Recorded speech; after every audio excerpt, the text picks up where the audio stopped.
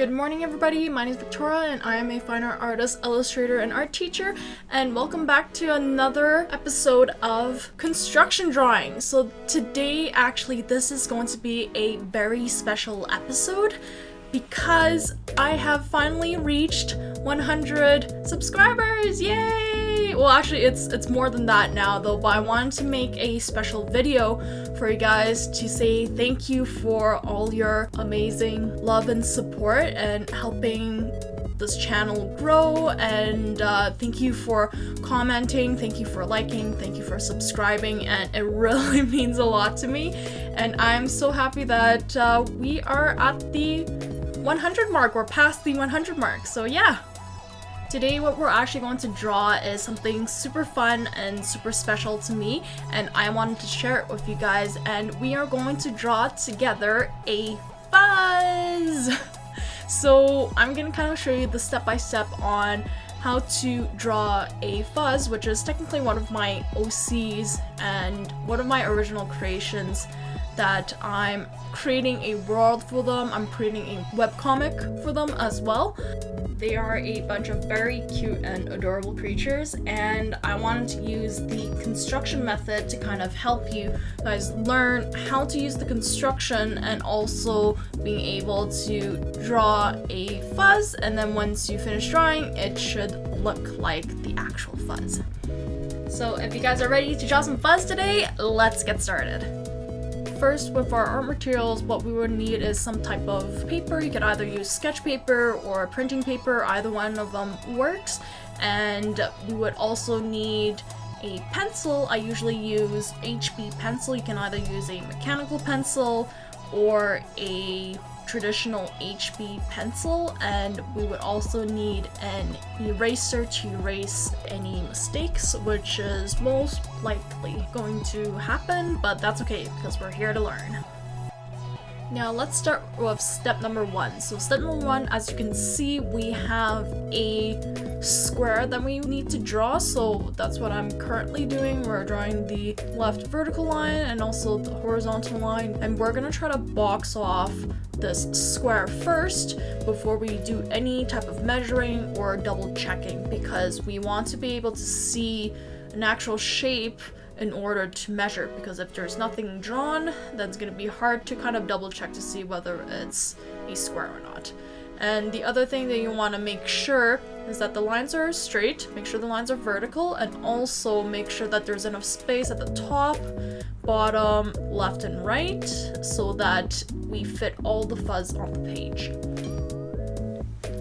So next thing we're going to do here is that we're going to double check. So as you can see, tip of the pencil at the left side, tip of finger on the right side of the square, and make sure you hold it with the thumb and the third finger, and then the index finger can wiggle. So make sure you wiggle.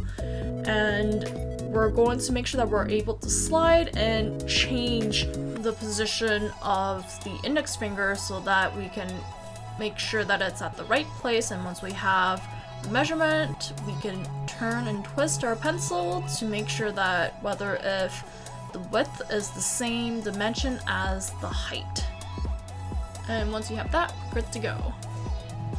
Next thing what we're going to do here is we're going to try to find the center vertical line and center horizontal line. So before we draw the whole line, make sure you make a little dash first and double check and measure to see if it's centered or not, because if it's not centered, then we would have to shift the whole line all over again. So drawing a little line helps out a lot just to make sure whether if it's the middle and center or not. And then once we are happy with that, we double checked and it's correct, we can go ahead and draw a line all the way to the bottom. And make sure the line is vertical, so you can also probably double check top and also bottom just to see if it's the same spacing, because then that will kind of tell you whether it's vertical or not. And let me do a little bit of tweaking and cleaning, because I think, yeah, my line kind of bent at the bottom there, but that's okay, we all make mistakes. And now for the horizontal one, so we're going to do a little dash over here, and we're going to make sure we measure, so make sure tip of pencil is on the line that we drew, tip of finger is at the bottom, and as you can see, I did not make it. Let's try this again. So I'm gonna shift this a little bit higher. Let's move it up, double check, measure, see, yeah, kind of, yeah, there you go. So once we're happy with it, then we can go ahead and draw our horizontal line all the way to the right, and then make sure you erase your old marks and old lines because it can get pretty confusing. So make sure you clean out any of the lines that you do not need anymore. And yeah, there you go. Oh wait, I'm adjusting that side because that side was a little bit too low, so let's make sure to level that. So that's a good thing that you want to make sure that you measure both sides, because once you already have one side, it's very easy to duplicate that, copy and paste on the other side just to double check to see if it's the same height and whether if it's leveled or not. Yep. Okay, and once we are happy with that, let's move on to the next step. So for step number 2 over here, we want to find where this diagonal line is placed. So I'm kind of measuring to see how tall this dimension is compared to other spacing. So it's not exactly the exact same spacing there. This is probably like the closest one. Yeah, this one didn't quite make it because there's still a little bit of space over there. So yeah, so we're trying to find the closest proportions and something that we can kind of make out. So we can actually use that measurement over here on the actual drawing, and we're gonna do something called connect the dots. So we're gonna try to find the spacing between the corner of the square to the dot that we placed, and then once we find both dots, then you can actually connect those and we would get this negative shape, a triangular negative shape. So we're going to do a similar thing over here. So I'm going to do one dot over here and then one dot over there. And once we have that, we are going to connect these two dots to get this new negative shape. And I'm also double checking to see this measurement over here to see if it matches the spacing over there, because remember when I measured on the other monitor, it was about the same size, so this part over here could be slightly bit bigger. So I'm going to move that down just a little bit, reconnect it to the new dot, and then once we have that, we shall also erase the old line so that we don't get confused. Okay. So once we have that, then we're going to do the same thing for the bottom part. So we're going to try to find the placement of this dot, and sometimes I just go ahead and draw the line first because I tend to kind of see the negative shape a lot better. So you can use two things to double check your drawing. You can either use connect the dots to see spacing between some of the guidelines that you already have, or you can see the negative shape, which is this triangular corner over here. So as long as that triangle is like the exact same size as the one on the drawing example, then you would get the placement of your line. Okay, now step number 3. So we have a whole bunch of new lines that we need to add over here, and what we're going to do is we're going to try to find the new diagonal lines over here, and then these two are almost parallel. We're going to double check to see if they're parallel. Yes, they are. So we would also have to draw the two vertical lines and also the bottom diagonal line as well. So these are our new lines for step number 3, and I am just double checking to see if this spacing equals the spacing of that where the vertical line is. So now that we double checked on the drawing example first, we can go ahead and try to find the placement of our new vertical lines and also diagonal lines. So let's go ahead and draw this vertical line first. So this is basically the edge of the eye, and then what we're going to do here is that since we already measured to see how tall this diagonal line is going to be placed, once we find it and we do connect the dots, then we can go ahead and draw the line to create our new diagonal line over here. And if you need to adjust, feel free to kind of go back and erase, because we want to make sure that these placements are correct before we actually go and move on to the next step, which is most likely we're going to start curving things. So if this is not placed correctly, then everything else that we add on top of it can fall apart. So Yeah, it's good to double check. Next, we're going to draw the other vertical line over here. I'm just trying to make out the placement of where this line is going to be, and it's not exactly half, I guess, so I'm gonna kind of like measure again on the other side. And once we have that, then we are going to draw the last diagonal line over here at the bottom, and making sure that we actually recreate these two negative shapes. So basically there's these two triangles over here. So as long as you kind of have those triangles and they are the exact same shape and spacing, then you would actually get the perfect placement for this line. So there's a lot of ways to kind of double check to see whether if this line is placed correctly. You got other guidelines, spacing between the two, and then also kind of see whether it's parallel to any of the other lines or not. So now going to step number 4, it's curving time. So what we're going to do here is that we're going to make sure that we're going to draw the nice fluff from the fuzz. Make sure you keep an eye out on these negative shapes over here, because that's going to help you see where these curved lines are going to be placed and how much it curves. So let's go ahead and start curving one at a time. So I'm just going to curve this area first, and then make sure you kind of take a look at the spacing between the two bumps over here before we kind of continue and add more of the curve. So over here, it doesn't touch the line quite yet.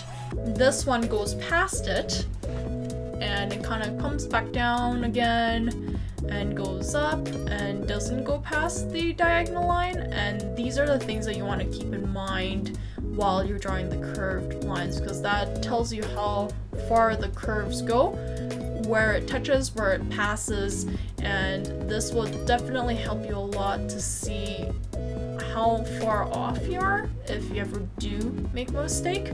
And you can always go back and readjust, because you do have guidelines beside you to help you out to see how far these fluffs go, because or else it would be very hard to kind of see and tell, like if it's too much, if it's too little. It helps out a lot to have guidelines, because there could be a lot of the curved lines that actually sit on the diagonal lines that we created from a few steps before step number 4. And as you can see, sometimes the fluff just doesn't touch any of the lines, just kind of like hovering in between, and you just have to kind of open your eyes to be able to see these small little details and spacings, because the more accurate you are, the better chances of you getting the correct placement of these lines that you're drawing, and it would look a lot closer and exact to the subject that you're drawing. So yeah, make sure you pay attention to those negative spacings, pay attention to where the curved lines lean on, sit on, or kind of go past. And once you have those ones, then it'll help you improve your proportions, your line drawing, and so much more. Okay, so let's finish up these last few curves, and we are off to step number 5.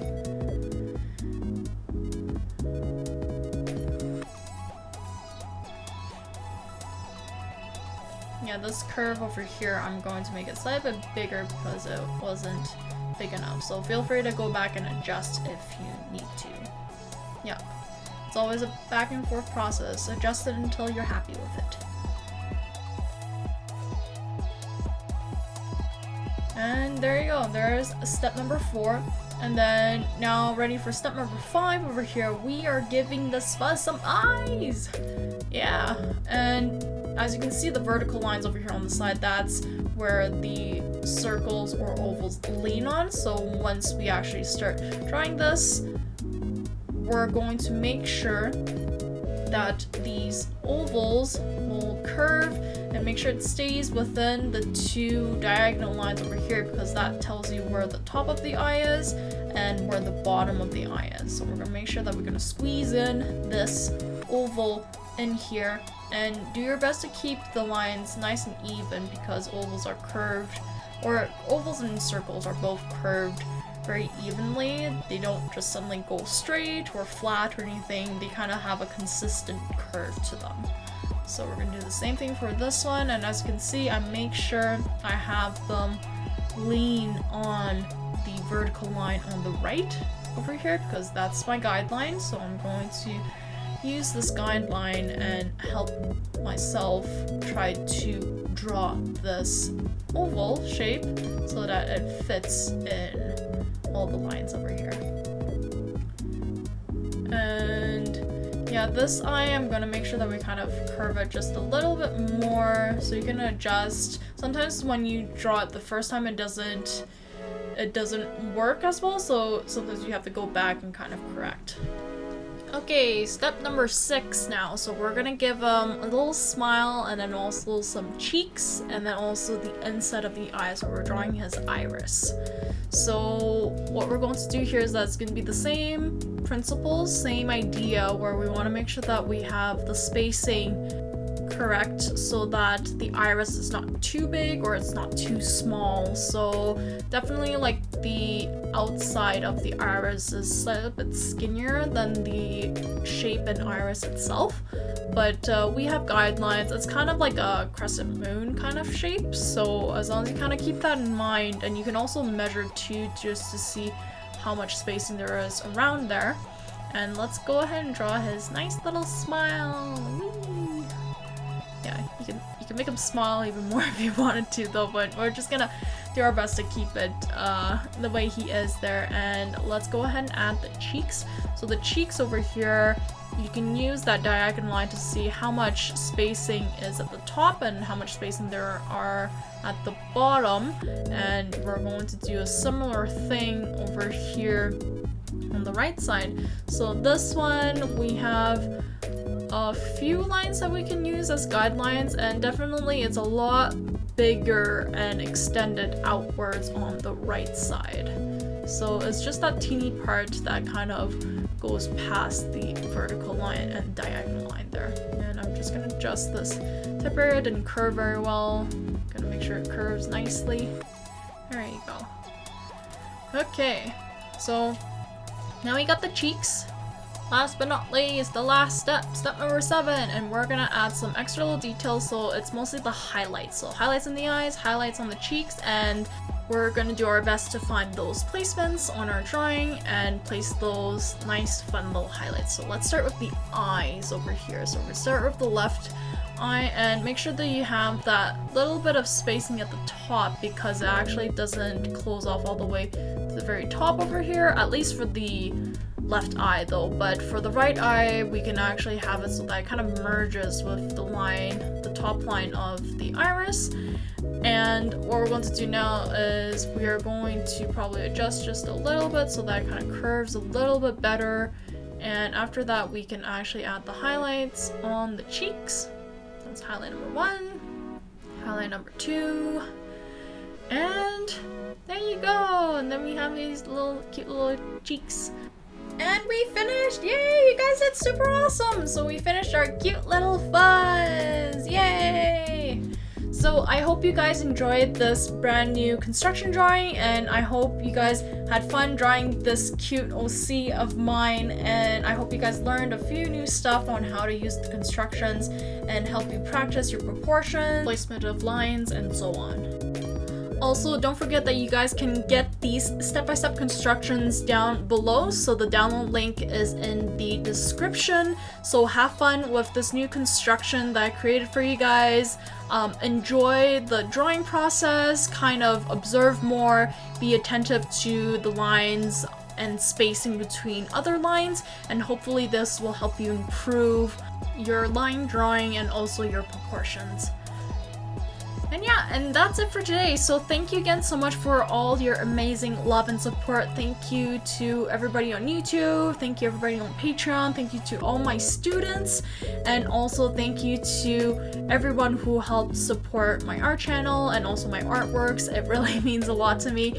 And I'm happy that I'm able to share these wonderful tips and advice and tutorials to help you improve your drawing and painting skills. If you guys like this special new video, please remember remember to subscribe, please remember to click the like button, and also please remember to comment below if you guys would like to see more construction drawings or more of step-by-step drawings of my OCs. I'll be more than happy to share that with you. And if you have any questions about the construction itself for this video, please also comment below. I'll be more than happy to help you out. And yeah, I think so that's pretty much it for today, but wishing everybody a wonderful week, wonderful end of the month, and have fun, stay creative, have fun practicing, just enjoy drawing, because it's a nice kind of rewind to relax a little bit, have a little bit of fun drawing something super cute, and just make your day just a little bit sunnier and brighter. But yeah. Okay, thanks again so much, you guys. Really means a lot. We've reached 100 plus subscribers. But yeah, okay, I shall catch you guys next time, but stay tuned for more tutorials, more drawing process in the future. And I shall see you guys soon. Take care.